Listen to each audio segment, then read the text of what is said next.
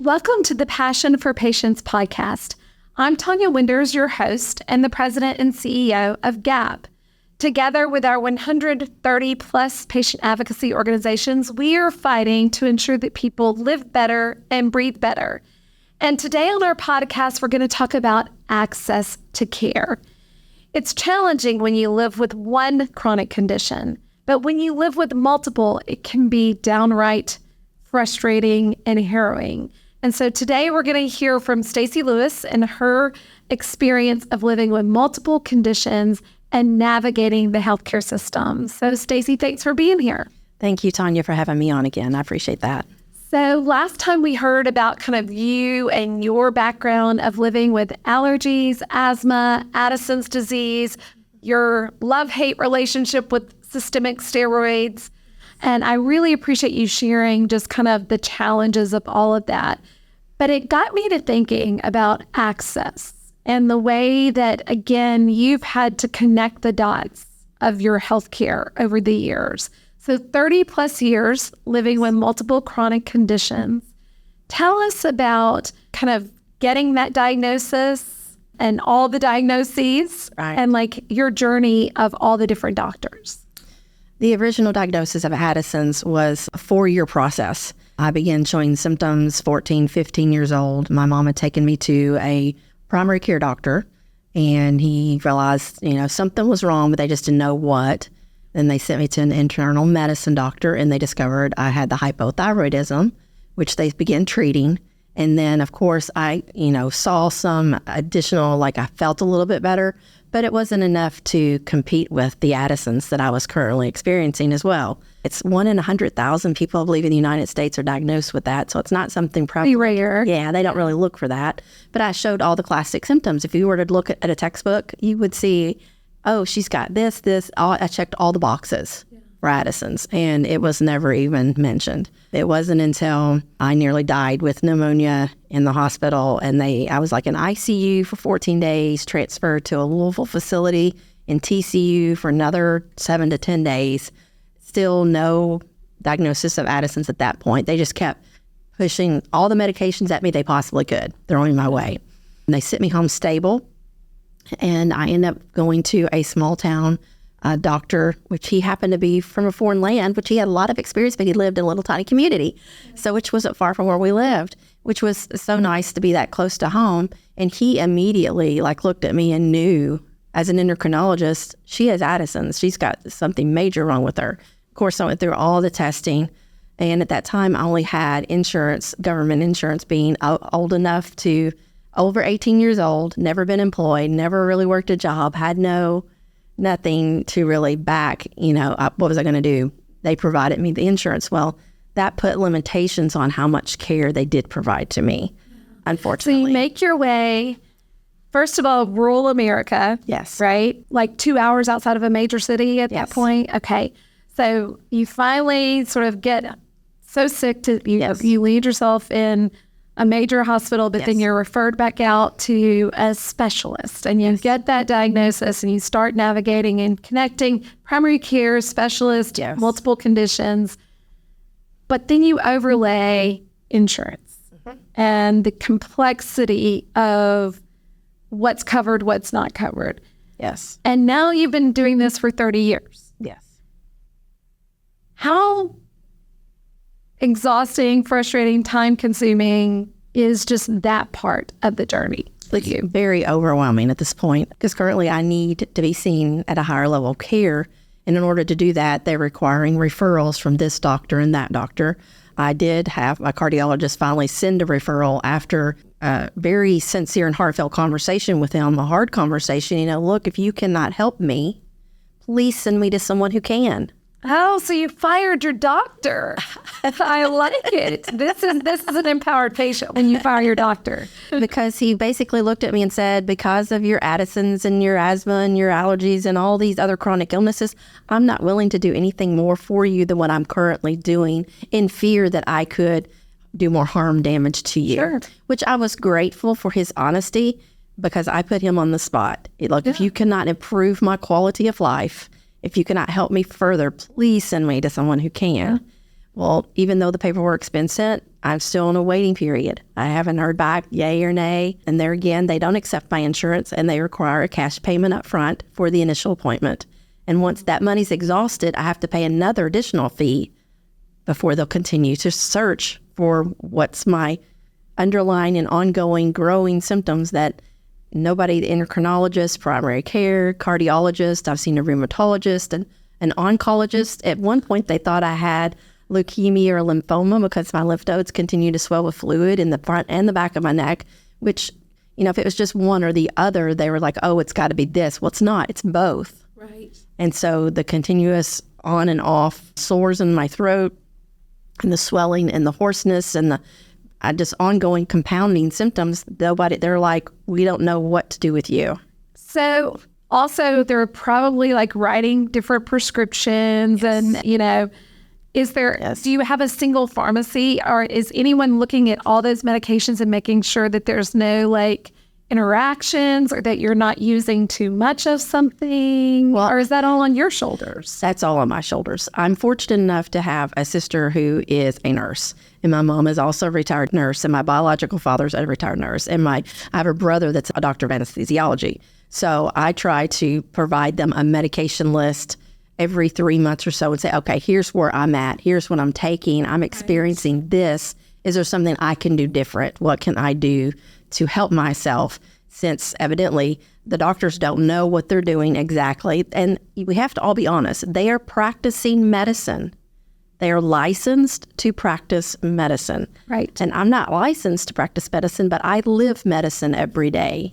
I love that. I'm not licensed to practice medicine, but I live medicine every day. That's such a powerful statement, Stacy, because it's true of anyone as a caregiver and or as a patient. You're just, you're not formally trained in this, but you are the expert in your own lived experience. Yes. And having that relationship with a provider of that mutual respect. Yes. And I think that we call that shared decision making, right? Having a doctor, a provider who listens to you, who takes into account what matters to you most. Right.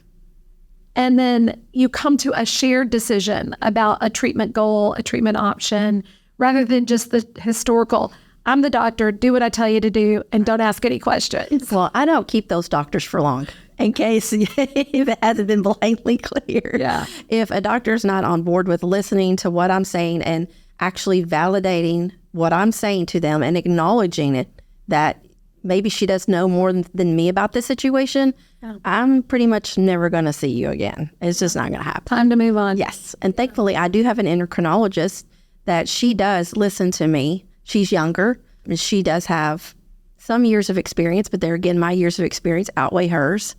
And my complaints, when I do give them, are legitimate. I just don't make up something to complain. And she knows I'm not one of those patients that just constantly bark about something. Right. I just don't, unless if it's something seriously that I know something's wrong. Like I know something's wrong. You need to look. I don't know what you need to look for, but something's wrong. And then have her sit down and say, okay, let's do this. And when she's exhausted all of her means, then again, we're to the point of, I don't know what else to do for you, but I'll allow you to microdose on steroids. So I have an open window of use of various milligrams of steroids that I can take during the day that allow me to live it's never normal for me. Trust me, it's not normal, but close enough to I'm out of bed, I can get dressed that day. I can take a shower that day situation. And the days I don't microdose which was microdose is small increments of the steroids I take to increase the level to allow my body to function more. And then the days that I'm just a maintenance dose, those are the days I'm probably in my pajamas the majority of the day and getting up off the couch to get something to eat and then returning back and those kind of situations. But it's only because I have an endocrinologist who's willing to open the door, because some endocrinologists are really hardcore about you can only take this much milligrams a day and that's it. And they won't write a script for anything more. And I've experienced that before. And what's happened is I'd end up in the hospital in a crisis because I needed more and I didn't have it available. Well, we were talking about your tapering of steroids too, and how a lot of times when you're in a hospital, they're asking you, how do I taper? How do I move steroids up or down?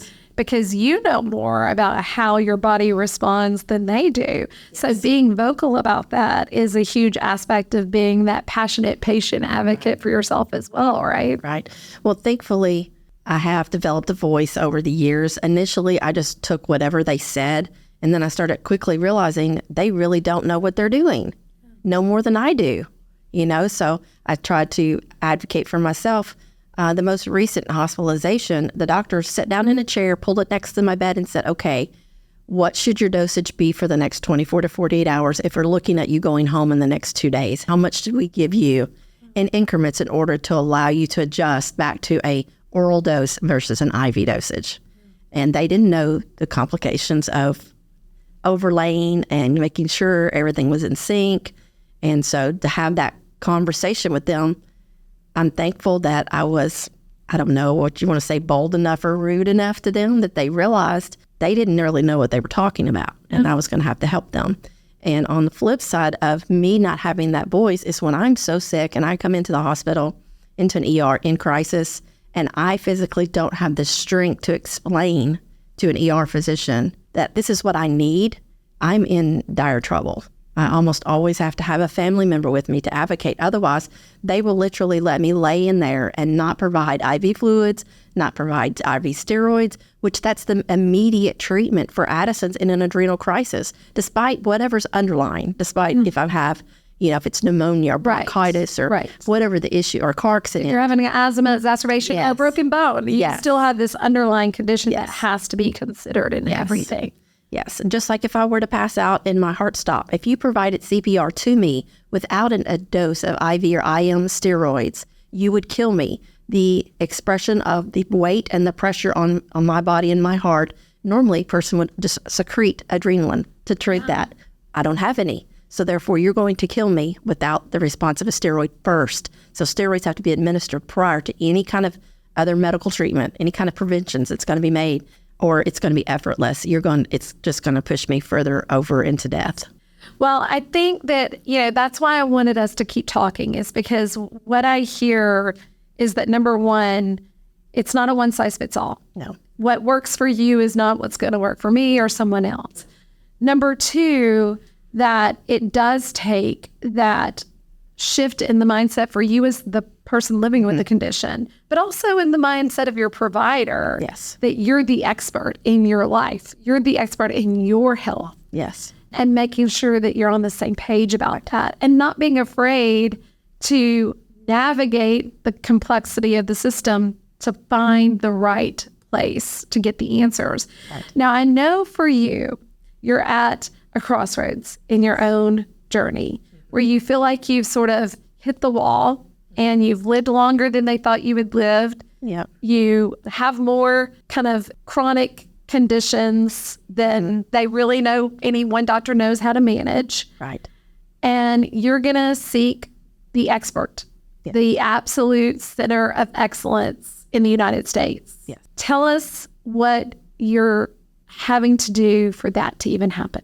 I'm currently created a GoFundMe account to raise the funds because they don't accept my insurance to be able to go. And I can't even set up the initial appointment to see a doctor without that funding. So with friends and family, I've told them all, I was like, there are people who have the funds available, and I don't expect you guys to empty your bank accounts. I don't expect you to empty your savings account. My mother is, in her middle 70s. I don't expect her at retirement age and enjoyment of life to sell something valuable or give me part of my inheritance that takes away from the other siblings type situation to help me at this point.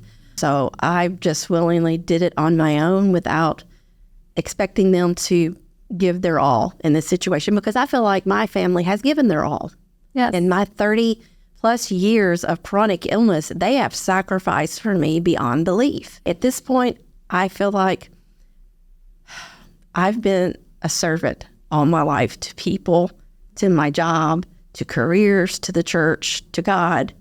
Not that God is obligated. He's not obligated to do anything. But I believe he's given people a heart that can give to the situation, that it wouldn't hurt them at all, that they wouldn't feel it at all. And those are the people I'm looking for help from. It's not the people who are not able. It's the ones who are more than able to do something. And, my God owns the cattle on 1,000 hills. So he's got money to him is nothing. He stands outside of time. He's omnipresent. He knows the past, present, and the future. And I just look to him to supply all my needs according to his riches. Well, just your courage to step forward and to swallow the pride, right? Because it is hard to do that, to share your story in a real way, to ask for help when you need help, to be willing to kind of be that beacon of light and hope to people just like you all across the world, in this case, that are watching, that have the side effects of systemic steroids, that have the chronic conditions of living with severe asthma or COPD, of not being able to take a breath, not being able to keep their job intact, not having access to the world's best, knowing that even facing all of those challenges, like, you're not giving up. You've got that will to live, the will to, live fully, not just this kind of lesser than impaired life, but a full life. I'm just so inspired by you and by the work that you're doing, and so grateful that you would come and share and help our audience better understand the challenges of access and navigation and the way that finances play a role in that, but also the way that the human spirit does, and the will to really be the driver of your healthcare bus. So thank you for that. And thank you guys for tuning in and listening today. I hope that you found this episode of Passion for Patients podcast to be inspirational, to be challenging.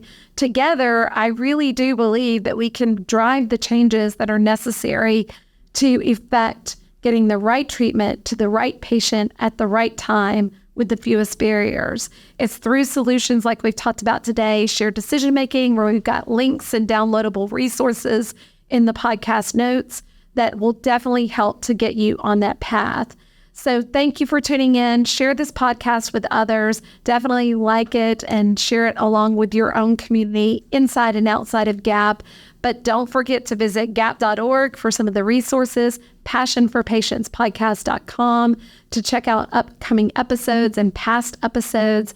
And until we meet again, stay passionate.